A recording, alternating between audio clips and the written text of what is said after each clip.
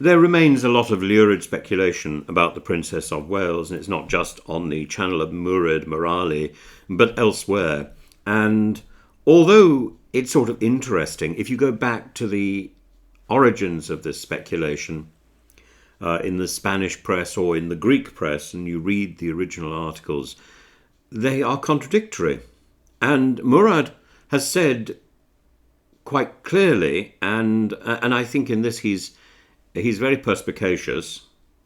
There are a lot of doctors running around London, particularly junior doctors who have received information, who have been told what has happened to the princess from consultants who know, and it's a sort of open secret. So the fact that some people in the Spanish press are saying that this happened, and some people in the Greek press are saying that happened, and there isn't consistency in the media, is in itself very, very odd. Certainly, the people that I have spoken to have one consistent story, and certainly I get the impression that the princess is recovering and will be back on her feet sooner rather than later. And I think these stories are not helpful to a young family with very young children who need their mother, and they need this. They need the strength. They need to feel that the country is behind them.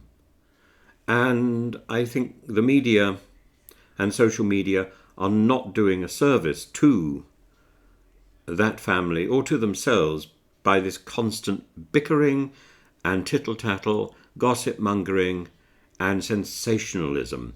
This is lurid speculation, or I don't know whether that's the best word, maybe otiose speculation, because it's unwanted, it's unneeded.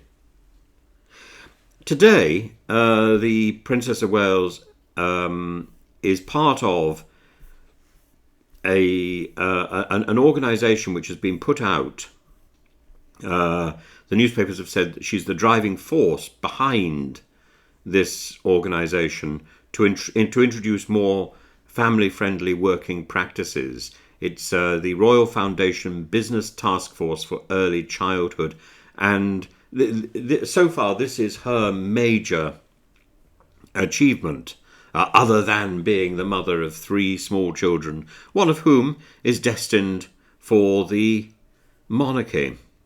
And she does a great job, and we are looking forward to her return. But the work of the Princess of Wales in this area, it's important for somebody to highlight the idea that flexibility is a way for the workforce, particularly for bigger firms like, those bigger banks, those bigger accounting firms, Deloitte's, HSBC, and so on. Not only is there a possibility that they could institute in-house creches, flexible hours. We saw during COVID how that works, working from home. We saw how that works. And in an age when parents want to be more hands-on with the parenting, this is important. And at the same time, we don't want to lose young mothers from the workforce, and nor do they want to be excluded from the workforce. So we have to find ways to work together. And the princess is absolutely right. A speculation that a lot of this was worked out before Christmas. Of course, it takes time. This is a transformational process, and the tools are there. There are some businesses have already identified ways to help the workforce to put in small coffee shops, to encourage places where people can get together and chatter and just de-stress, and to build a culture of support rather than a culture that is wholly predicated on competition, to get parents and carers to get parents and carers the support that they need to make sure that job works, because that's the next generation that will be working for you.